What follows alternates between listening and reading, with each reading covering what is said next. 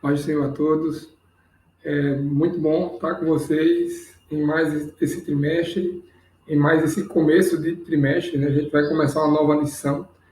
E bênção de Deus estar com vocês para mais uma aula, para mais esse momento de aprendizado. Antes de começar, eu queria que a gente estivesse orando, ainda estamos nessa situação de afastamento, as coisas começam a, a caminhar para a normalização, mas ainda estamos enfrentando essa luta, e com a graça de Deus nós iremos prevalecer, iremos prosseguir. Queria que vocês estivessem onde quer que vocês estejam ainda, né, à distância, orando nesse momento, para dar início a mais essa aula. Oremos, Pai, eu te agradeço por mais essa maravilhosa oportunidade, Senhor, que tu nos concede, para que nós estejamos aqui diante de ti para aprender mais sobre ti, sobre tua palavra, sobre quem tu és. Mostra-nos, conduze-nos com toda a tua boa, maravilhosa vontade em mais esse momento. Fica conosco, que tudo que seja feito, que seja tratado aqui nessa aula, seja conforme a tua permissão. Cuida dos teus filhos e obrigado por sempre estar conosco, Deus. Amém. Essa nova lição, a CPAD trouxe um tema bastante interessante, um tema que eu acho muito oportuno. O tema da lição é Avivamento para a Juventude, se eu não estiver enganado. E hoje, como aula de início, como aula introdutória, nós falaremos sobre o que é esse avivamento. Eu acho que nunca foi tão oportuno falar sobre avivamento, principalmente para a nossa geração, principalmente para a faixa etária de vocês que assistem essa aula de 15 a 17 anos. O avivamento, obviamente, ele não tem idade, ele não é só destinado a pessoas jovens, muito pelo contrário, a gente vai ver mais à frente sobre o que é esse avivamento e como ele se dá, né?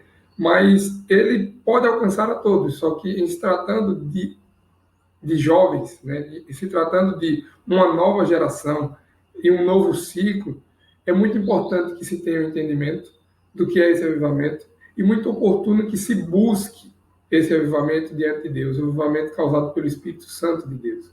A gente vai ver pontos muito interessantes sobre esse avivamento. Eu queria recomendar a leitura para vocês, complementar, se vocês puderem.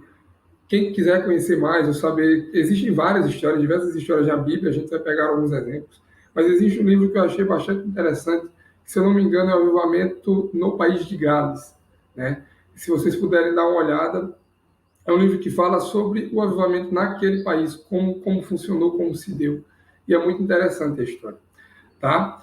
Recomendo a leitura. E, para começar, eu queria que nós estivéssemos lendo. Eu queria que vocês abrissem as nossas Bíblias em Ageu, profeta Ageu, está lá entre os pequenos, os menores profetas, lá no Antigo Testamento. Ageu, capítulo 2, a partir do versículo 1 até o versículo 9, nós iremos fazer a leitura. Eu convido vocês a estarem lendo agora, nesse momento. O título da leitura diz o seguinte: o esplendor, do novo tempo. No 21º dia do 7º mês, veio a palavra do Senhor por meio do profeta Ageu. Pergunte o seguinte ao governador de Judá, Zorobabel, filho de Sealtiel, ao sumo sacerdote Josué e filho de Jeozadak, e o restante do povo. Quem de vocês viu este templo em seu primeiro esplendor? Comparado a ele, não é como nada o que vocês veem agora. Coragem, Zorobabel, declara o Senhor. Coragem, sumo sacerdote Josué, filho de Jeozadak. Coragem, ao trabalho, ó povo da terra, declara o Senhor. Porque eu estou com vocês, declara o Senhor dos Exércitos. Esta é a aliança que fiz com vocês quando vocês saíram do Egito.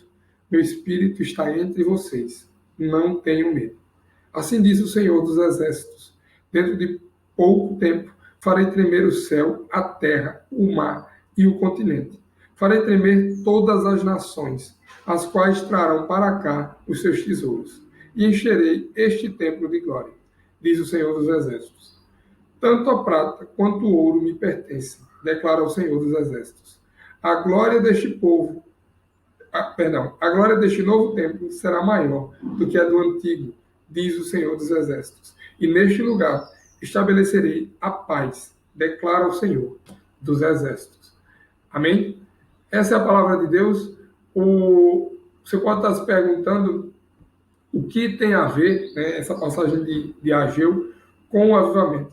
Entenderemos mais à frente, só para que a gente possa estar bem contextualizado, né, entendendo. O profeta Ageu foi um profeta levantado por Deus para proclamar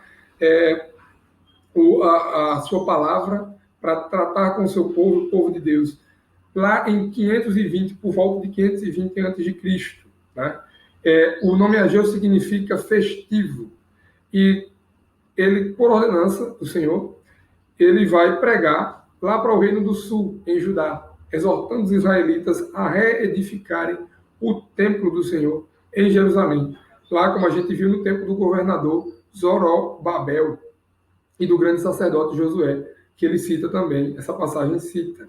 E isso está acontecendo durante o reinado do rei Dário da Pérsia. Então, o contexto é 520 a.C., o rei Dário da Pérsia era o rei, né, na época da Pérsia, e o governador da época era Zorobabel, que tinha como profeta Josué. Tá? Ageu, ele é contemporâneo do profeta Zacarias. Tá? Então, interessante é que o Ageu foi o primeiro profeta a proclamar as mensagens do Senhor após os israelitas voltarem do cativeiro de 70 anos de Babilônia. Então, ele é o primeiro e ele começa a tratar sobre, ele vai focar, ele vai dar, eu já falei sobre essa aula, acho que foi o que ministrei, quando a gente estava falando sobre os profetas menores, sobre essa questão do templo. Ele vai enfatizar e ele vai incentivar o Senhor, através de Ageu, vai incentivar o povo a reconstruir o templo. E aí o interessante é que alguns pontos importantes da mensagem de Ageu, para a sua época, é que o profeta Ageu, ele exorta o povo a reiniciar a construção do templo do Senhor. Ele retoma e ele conclui essa construção, que é a chamada segunda casa, e aí o versículo 9 vai citá-la, que vai dizer: a glória deste novo templo será maior do que a do antigo. A gente está acostumado, né? A glória da segunda casa será maior que a da primeira casa. A gente ouve bastante isso em hinos também. E ele vai também lidar com o contexto de infidelidade dos israelitas. Interessante que ele vai lutar contra isso, porque o povo, em determinado momento, o povo desanima, o povo deixa de buscar as coisas do Senhor, deixa de buscar as coisas que são oriundas do céu, as coisas que são da vontade de Deus, para buscar a sua, vamos dizer, a sua própria individualidade. Buscar as coisas para si, buscar construir coisas para si. E aí Deus, não é que Deus ele deixa de estar nessa perspectiva. Deus ele continua com esse povo, continua. Porque agora, naquele momento, naquele contexto de Ageu, ele é deixado meio que de lado. Ele é deixado de maneira secundária. E aí entra, por quê? Avivamento e Ageu. Justamente por isso. O povo estava, se assim eu posso colocar, numa estagnação espiritual. O povo tinha deixado de ter Deus como centro e tinha colocado outras coisas, outras prioridades. E as coisas de Deus foram colocadas meio que em segundo plano. Né? E, mais do que nunca, nós vivemos isso hoje. Em pleno século XXI, ano de 2020, nós acompanhamos isso, nós presenciamos isso. Uma busca exacerbada por coisas, por obtenção de coisas materiais, por posição, carreira, qualquer coisa. Né? Qualquer coisa é colocada. A busca pelo prazer, a busca pela satisfação pessoal, por assim dizer. Todas essas coisas, a individualidade, que acaba gerando um certo egoísmo mais à frente, todas essas coisas são colocadas à frente de Deus. São colocadas no lugar que era para ser das coisas de Deus, que era para ter Deus, que era para ser o próprio Deus, administrando essas vontades, esses desejos, e a gente vê que isso não ocorre. Hoje, como já de outros tempos, a nossa geração também enfrenta uma certa frieza espiritual, um certo distanciamento para as coisas de Deus. Mas nunca se existiu tantos cristãos evangélicos no mundo.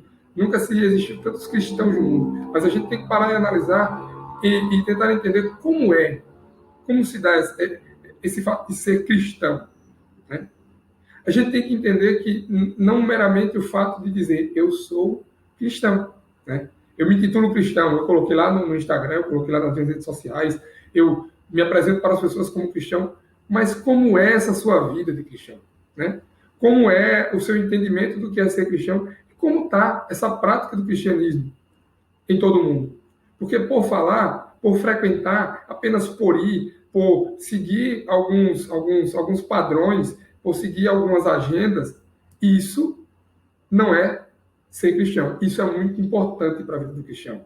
Você ter uma vida relacional com sua comunidade, você ir à igreja, você obedecer determinadas doutrinas e costumes, né? Isso é importantíssimo. É muito importante, mas não é tudo.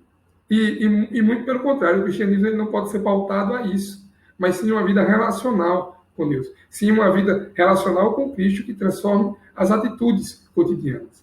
E aí a gente sofre um esfriamento no sentido de que nós talvez tenhamos perdido o interesse pelas coisas de Deus, de certa forma.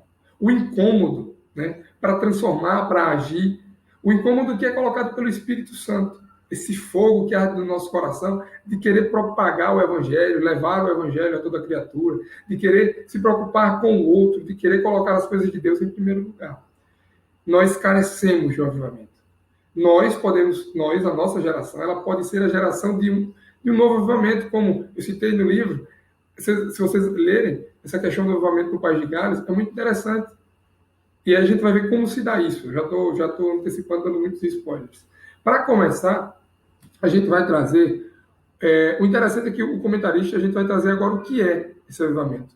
O conceito de avivamento. Né? O que é? Para a gente falar sobre o avivamento, eu falei um pouco, falei 10 minutos, mais ou menos, sobre o contexto de Ageu, sobre mais ou menos o que é e qual a nossa atual conjuntura, né? Nossa atual situação. Mas o comentarista ele vai agora trazer o que é avivamento. Ele traz a ideia de qual o conceito. Antes de trazer o conceito propriamente dito, ele vai trazer dois contextos, que é o contexto de queda, e por isso nós estamos falando sobre isso, por conta de Adão lá atrás, Adão e Eva, por conta do pecado original, por conta de tudo aquilo no Éden que aconteceu. Pecado, o homem, a mulher, comem o fruto proibido, pecam, e por conta disso, todas as outras coisas são consequências desse pecado original, tá?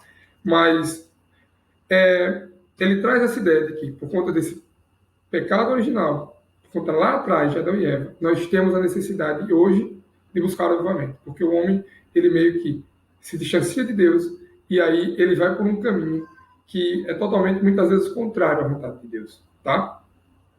E aí também ele traz o contexto de Ageu como um grande avivalista, como eu disse. Eu vou trazer ao final da aula alguns nomes que eu quero, se vocês puderem, pesquisem sobre esses nomes, leiam sobre o que esses homens escreveram. Mas a Bíblia traz Ageu também como um grande avivalista, avivado por Deus, pelo Espírito Santo de Deus, para, na sua época, exortar o povo e reanimar o povo e trazer o povo para o caminho de Deus, o povo sendo guiado por Deus. Tá? Então, o que seria esse avivamento? Qual a definição de avivamento? E aqui eu peguei um artigo bastante interessante que vai tratar sobre o avivamento. Ele vai dizer o seguinte: definimos avivamento espiritual como um ato de Deus, através do Espírito Santo, com a manifestação de sinais, prodígios e maravilhas em resposta a uma demanda individual ou coletiva, por meio da oração, do jejum, da adoração e da leitura da palavra de Deus, com vistas a uma renovação e fortalecimento espiritual dos discípulos de Cristo e a salvação e a vida eterna através da fé em Jesus para aqueles que se denominam não cristãos. Então, o avivamento, ele é uma obra de Deus, por meio do Espírito Santo, que age dentro de nós, para que, como a definição traz, para que a gente alcance uma renovação, um fortalecimento espiritual, nós, discípulos de Cristo, para que caminhemos para a salvação e para a vida eterna com Cristo. Esse é o principal objetivo. Só que existem armas, existem meios para que se alcance esse avivamento? E aqui ele cita na definição. É por meio da oração, por meio do jejum, por meio da adoração e principalmente da leitura da palavra de Deus. Porque sem a leitura da palavra de Deus não se tem o conhecimento do próprio Deus. Deus fala através de sua palavra, é ele falando diretamente conosco. O próprio Deus falando, está falando verbalmente, mas ele fala. Então, se a gente se relaciona, a gente tem que ler a palavra de Deus, ler o que Deus quer tratar com a gente diariamente, constantemente. O Espírito Santo, o avivamento, é uma obra exclusivamente de Deus, através do Espírito Santo, para nós. E aí a gente vai ver mais à frente que essa questão do avivamento ele pode se dar de maneira individual ou de maneira coletiva. A gente vai ver lá na frente. Só que é muito interessante a gente ter ideia de qual é o objetivo. Né? O objetivo é renovar, fortalecer-nos espiritualmente. E para quê? Para que isso? Eu vou buscar o avivamento para quê? Né? Não só porque eu quero ser avivado. Quero andar por aí avivado. Canela de fogo. Não, para quê? Tem um objetivo. Para que a gente, obviamente, possa ser renovado e fortalecido através do Espírito Santo. E aí nós caminhemos em direção à salvação. Continuemos a caminhada para a vida eterna. Então, a partir do momento que nós somos renovados, espiritualmente fortalecidos, esses dois pontos eles vão implicar em diversas coisas que vão trazer ação, que vão trazer mudança de atitude para com as nossas vidas e para com a vida dos que estão próximos ou não a nós. A gente vai ter sede de proclamar o Evangelho. A gente vai ter sede de levar a Cristo aos outros. E isso é maravilhoso. Só que a gente não faz isso de uma hora para outra. Eu não posso chegar aqui e ficar imaginando como seria bom um avivamento. Deus, seria maravilhoso um avivamento. E pronto. E não buscar a Deus em oração, e não buscar a Deus em sua palavra, e não buscar a Deus diante de Deus. Tá? Esse seria o conceito de avivamento. Conceito muito importante e oportuno, a definição básica. Né? O interessante também é que ele vai destacar que o avivamento, aí eu já vou chegar nesse ponto, ele nasce em pessoas. Ele nasce em pessoas. Eu acho que ele vai citar esse ponto lá no terceiro tópico, mas eu estou adiantando porque faz sentido com a definição. O avivamento, Evandro, eu posso, então, eu, a jovem de 15 a 17 anos, posso buscar um avivamento? Pode. Porque o avivamento, ele começa em pessoas. O avivamento, ele começa individualmente. Para que a gente tenha um avivamento coletivo, um avivamento de uma nação, como o avivamento do País de Gales, o avivamento que a nossa nação também ela sofreu quando sofreu uma aplicação para isso, mas que ela passou, esse avivamento que ela passou quando os fundadores da nossa igreja, hoje a Assembleia de Deus, chegaram. Né? A gente tem os exemplos também da Rua Azusa, o grande avivamento da Rua Azusa.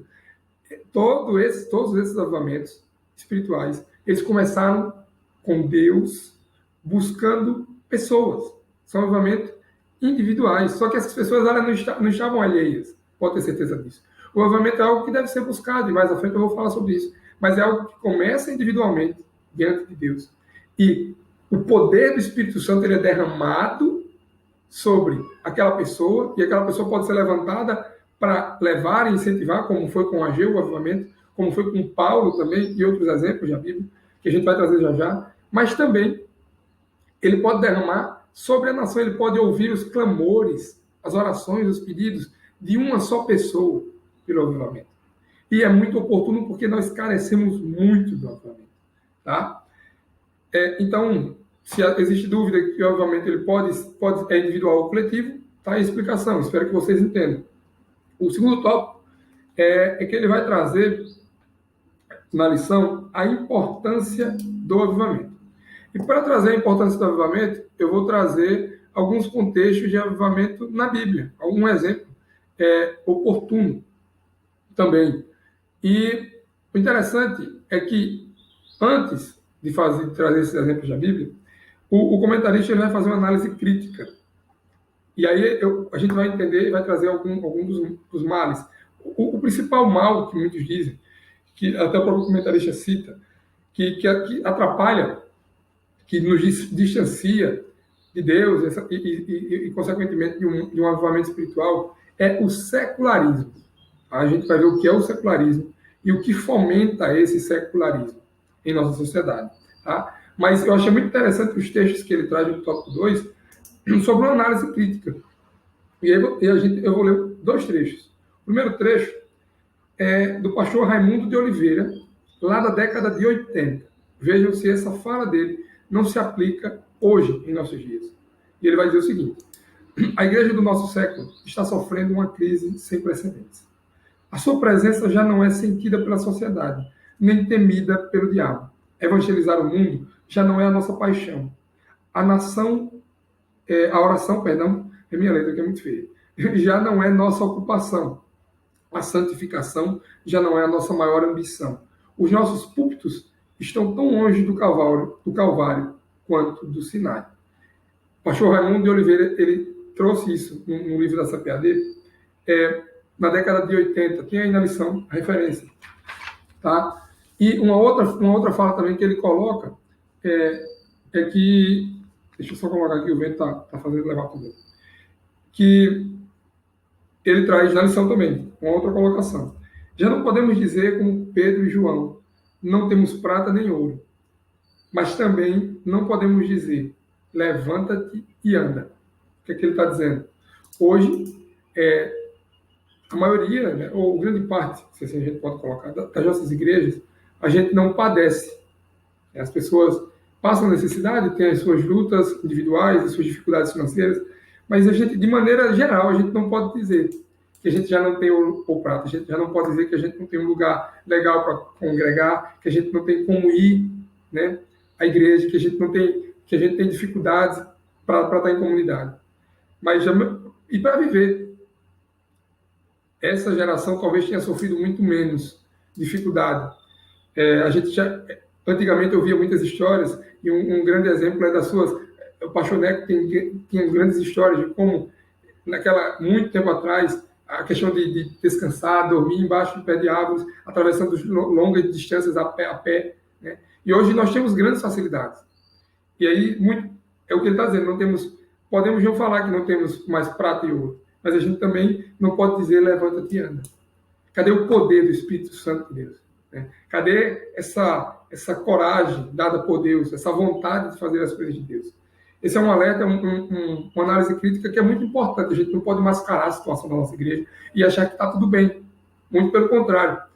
E o interessante é que, deixa eu só achar aqui, nesse artigo, eu achei muito interessante. A importância, novamente, ele vai tratar que a igreja do século XXI ela parece adormecida com relação à sua grande missão dada por Jesus em proclamar o evangelho por todo o mundo. O secularismo parece predominar na maioria das representações sociais e religiosas. Faz-se necessário que remanescentes da igreja do Senhor Jesus clamem a Deus por um avivamento a nível de comunidade, povo, nação e até de ordem mundial. Então nós, como a gente viu, o avivamento ele começa individual e ele torna-se coletivo, mas ele só vai se tornar coletivo a âmbito de sua casa, a âmbito de seu bairro, seus vizinhos, a sua comunidade, a sua igreja, o seu estado, a sua cidade, o seu país, o mundo, se nós, como pessoa, buscarmos a Deus. Buscarmos e colocarmos diante de Deus esse incômodo pelo avivamento. Tá? Deus ele pode derramar o seu poder quando Ele quer, sim, mas nós devemos buscar o avivamento. Esse é o ponto. E o interessante é que falamos sobre secularização, falamos sobre essa questão do secularismo, e aí o que é essa secularização? Nós estamos dentro do tópico a importância do avivamento, trouxe algumas análises críticas que o próprio comentarista traz. Eu achei um artigo muito interessante também que fala sobre isso. E o mal do século, vamos dizer assim, é justamente a secularização, atrelada a um bloqueio, como se a secularização ela trouxesse um bloqueio, um muro, nos afastasse de Deus, nos afastasse desse verdadeiro avivamento, da busca por esse avivamento. Ele traz como secularização um movimento de ordem humanística que busca o desenvolvimento do homem em todas as áreas, só que não a partir de Deus, mas a partir da razão, da ciência e das organizações sociais, sem reconhecer as realidades sobrenaturais, religiosas ou espirituais. Então, a secularização é a busca pelo desenvolvimento do homem, só que a partir da razão, a partir da ciência, a partir de organizações sociais, deixando de lado o espiritual, as coisas sobrenaturais. Aqui eu não quero colocar, e não existe, para mim, isso é uma opinião pessoal, não existe guerra entre ciência e Deus e o mundo espiritual. Porque Deus, ele prevalece sobre todas as coisas e o próprio Deus, ele nos concede a ciência. Então não existe uma guerra, para mais isso é coisa diabólica, isso que muitos colocam, porque a ciência de um lado e Deus do outro. Muitos ateus fazem isso, muitas pessoas que não acreditam em Deus, porque a ciência, não. A ciência e Deus. A ciência é coisa criada para Deus, é coisa boa, é coisa que foi criada por Ele, para nos ajudar a caminhar. E é Ele que tem incentivado esses homens a estudar, a buscar conhecimento, a trazer tecnologias, novidades, que para tudo, e para a maioria das coisas, é para uso benéfico, é para o bom desenvolvimento nosso, para que a gente continue. Ele faz isso. Eu recomendo a vocês, se vocês puderem seguir no Instagram, nas suas redes sociais, ou até pesquisar sobre ABC2, Associação Brasileira de Cristãos na Ciência. A gente vai ver pessoas de diversos setores, que são cientistas renomados. Um deles que eu poderia citar aqui é o Francis Collins, americano, médico, cientista, ele está à frente dessa busca pela vacina, pelos cuidados, para vencer toda essa questão do Covid-19. Então, ele está à frente de pesquisas, ele é o responsável lá nos Estados Unidos por esses estudos. E ele é cristão, né? Ele é protestante, ele é evangélico. E é interessante que vocês conheçam cada vez mais pessoas para que quebrem esse paradigma de que a ciência é inimiga da religião, a ciência é inimiga de Deus. Não. Tá? As pessoas deturpam essa ideia. As pessoas que não conhecem a Deus, elas pegam a ciência como ferramenta e querem esmagar a secularização, querem nos afastar, querem trazer essa luta constante. Mas não, Deus é soberano. Deus, ele criou a ciência e criou todas as coisas. E a ciência está aqui para nos ajudar. Só que a secularização, ela vai estar... É a busca do homem por se desenvolver, só que através da razão, através de organizações sociais que não reconhecem o mundo espiritual, não reconhecem as coisas sobrenaturais. E aí, a secularização, ela é fomentada por alguns pontos, alguns ismos, que a gente também tem que ter cuidado e combater sempre. Quais são esses ismos?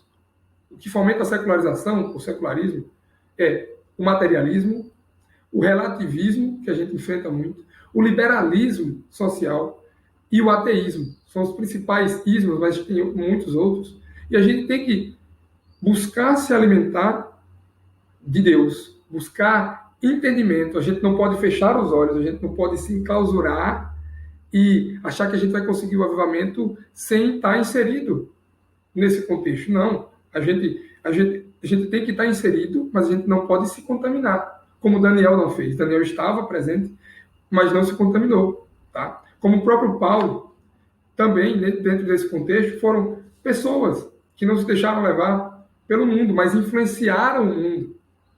Só que, primeiro, materialismo. O que seria o materialismo?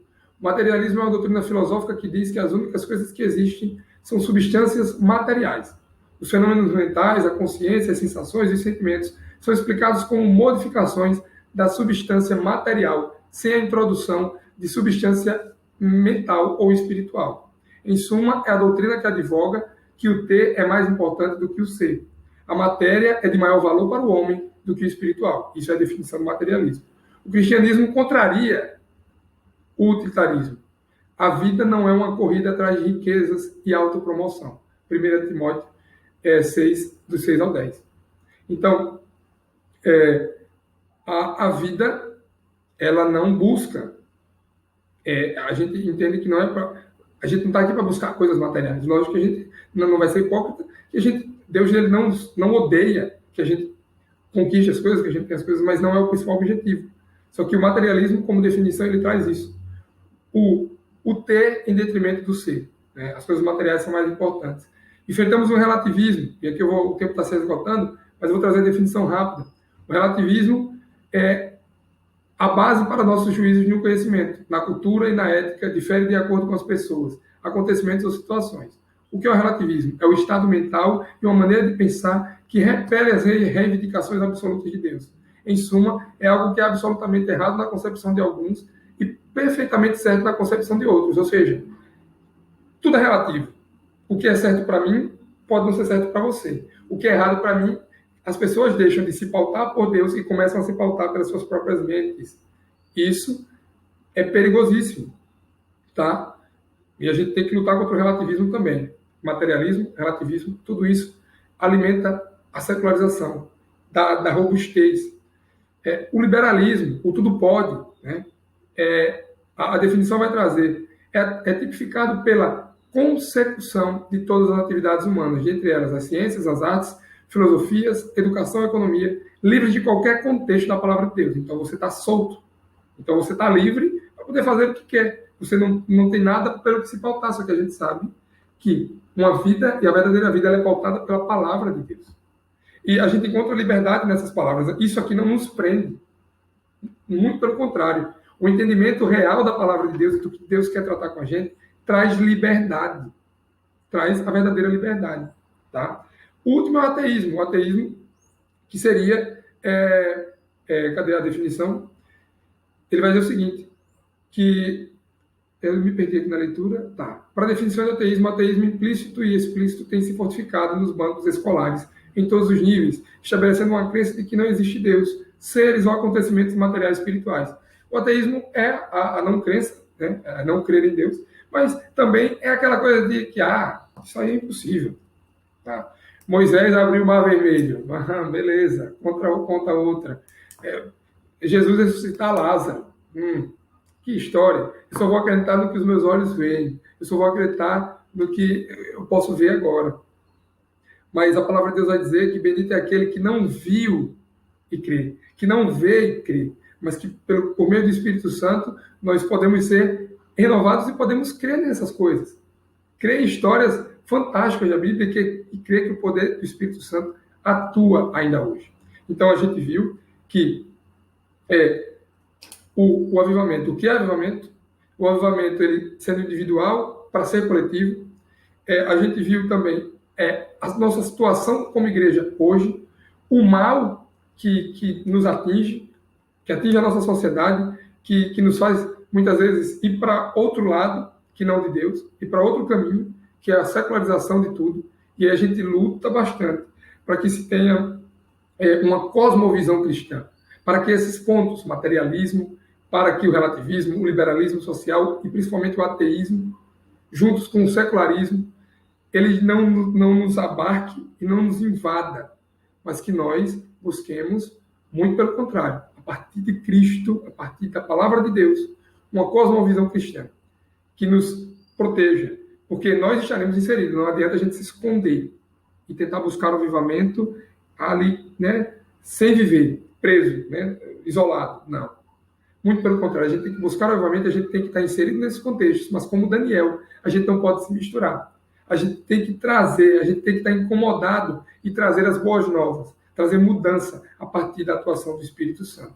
O interessante é que ele vai trazer nesse artigo, e aqui eu já estou perto de finalizar, dentro desse contexto de perigos na sociedade que a gente enfrenta, dentro desses ismos que eu trouxe, alguns perigosos fatores também, que seriam a preguiça mental de pensar, a exaustão emocional caracterizada, a confusão psicológica, a desorientação moral e o esfriamento espiritual. Esses pontos levam e culminam a um esfriamento espiritual que nos afasta de Deus. Essa seria a influência desses ismos, né, que nos traz. Só que ele traz um ponto muito interessante. Muito interessante. Como vencer esse inimigo? A gente trouxe o inimigo, o que nos afasta, o que nos leva a um caminho contrário desse avivamento, mas como vencer esse inimigo?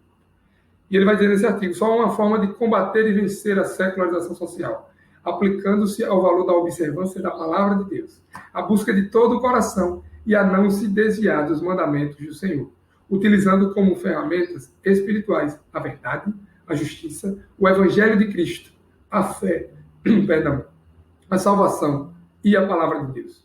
A nossa fé é que vence o ataque dos inimigos. Estejais prontos a... eu acho que é 1 Pedro, eu vou parafrasear, não me recordo agora, mas estejais prontos para... Pedro vai dizer, estejam prontos para que, se de algum modo alguém lhe questionar sobre a fé de vocês, que vocês possam explicar, que vocês possam conversar sobre essa pessoa, com essa pessoa sobre isso, que vocês possam propagar o evangelho. Um livro muito bom para isso é o Em Guarda, tá? É muito interessante esse livro. Ele vai falar sobre essas questões apologéticas e acho fantástico. Se vocês puderem ler, o meu tempo está indo embora, por isso que eu estou falando um pouquinho mais rápido. Mas aí, para que ponto? Apresentamos o inimigo, apresentamos como vencer esse inimigo, mas mais do que nunca, qual a nossa postura para buscar esse avivamento. Nós já estamos finalizando a aula, estamos caminhando para o final, mas é interessante que tenhamos o exemplo de Paulo, para que seja exemplo de como nos portarmos, como nós devemos nos comportar. O apóstolo Paulo, o que vai dizer, conclama aos cristãos a se apresentarem para o mundo de maneira inconformada, para transformar uma cultura, e a gente pode fazer isso, transformar uma sociedade, uma civilização, integralmente segundo os valores absolutos de Deus, como padrão do bem-estar social e espiritual dessa sociedade. Eu queria que vocês abrissem em Romanos 12, 2. Paulo falando aos Romanos, espero que não seja muito rápido, espero que vocês estejam conseguindo entender. Romanos 12, 1 e 2. Portanto, irmãos, rogo pelas misericórdias de Deus que se ofereçam em sacrifício vivo, santo e agradável a Deus. Este é o culto racional de vocês. Não se amoldem ao padrão deste mundo, mas transformem-se pela renovação da sua mente, para que sejam capazes de experimentar e comprovar a boa, agradável e perfeita vontade de Deus. Nós devemos estar incomodados, mas esse incômodo ele só vem quando o Espírito Santo desce sobre nós. E para que isso possa acontecer, a gente tem que levar uma vida de devoção a Deus, uma vida de oração, uma vida de buscar a Deus por meio da sua palavra. Nós devemos estar incomodados. E aí a gente tem que ter em mente de que não é a cultura que nos molda, a cultura secular que deve nos moldar.